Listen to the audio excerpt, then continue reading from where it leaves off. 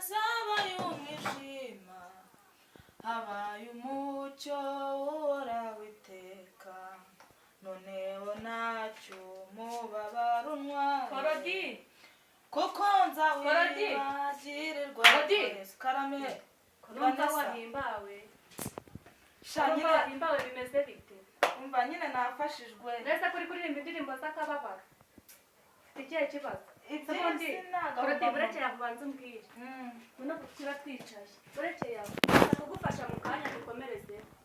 ubanza umpa amakuru neza siko bya bindi udaheruka kumbwira amakuru yabyo bimwe by'amafene aba Robert aho bageze urakoze Vane nanjye numvaga nshaka ko tuganira gusa ukoze hasi unibutsa gutora ibuye pe bimeze bite ubu ngubu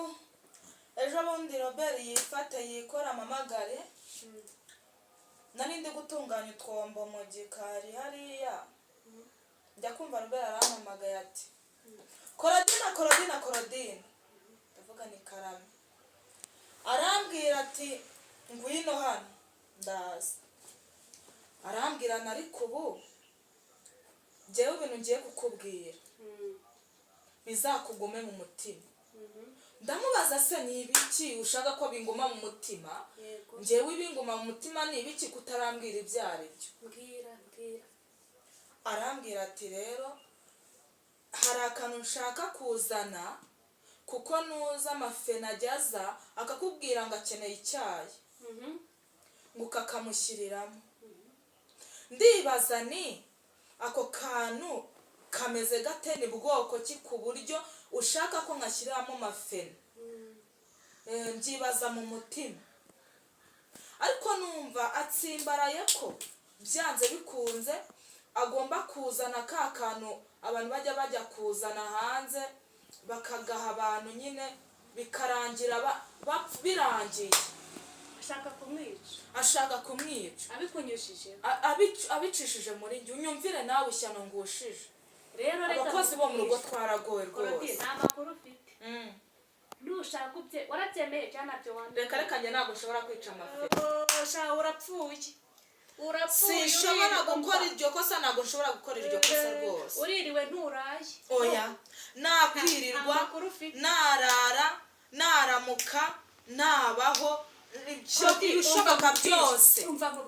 nushaka ubyemere ejo bundi uzi ibintu bari bankoreye ni uko utari uhari ngo urebe hoya bafashe icyuma bakimfatira hejuru bagiye kunyica ngo ngwiki ntabwo ushobora kunyumvisha nzakomeza ngwanirire mafene urumva paka Kararisa bayo base umukunda kundusha si tuvukana mube muvukana cyangwa none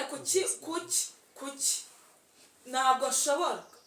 kuba nava kuri mafene urumva Kararisa agomba kubuka ibyo wambwira byose nubwo wambwira ngo uratuma zahabu sinshobora kuva kuri mafene nzamurwanira paka Kararisa bayo barakwishe wowe umva urapfuye